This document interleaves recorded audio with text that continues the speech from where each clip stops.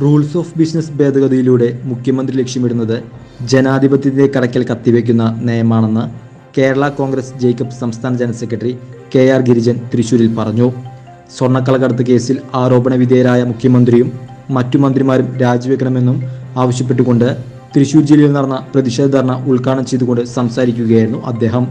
സ്വർണ്ണക്കള്ളക്കടത്ത് കേസിലും ലൈഫ് മിഷനിലും സംസ്ഥാന സർക്കാരിന് പങ്കുണ്ടെന്നും അദ്ദേഹം ആരോപിച്ചു.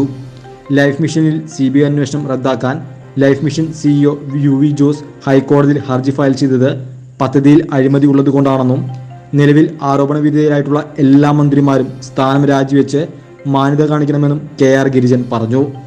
ധർണയിൽ ജില്ലയിലെ കേരള കോൺഗ്രസ് ജേക്കബ് വിഭാഗത്തിലെ മുതിർന്ന പ്രതിനിധികൾ പങ്കെടുത്തു. കോവിഡ് പ്രോട്ടോകോൾ പാലിച്ചുകൊണ്ടായിരുന്നു തൃശൂരിലും മറ്റു ജില്ലകളിലും സമരം. നിലവിലെ സാഹചര്യത്തിൽ മന്ത്രിമാർ എല്ലാം രാജിവെക്കുന്നതുവരെ ശക്തമായ പ്രതിഷേധം സംഘടിപ്പിക്കാൻ തന്നെയാണ് പാർട്ടിയുടെ തീരുമാനം.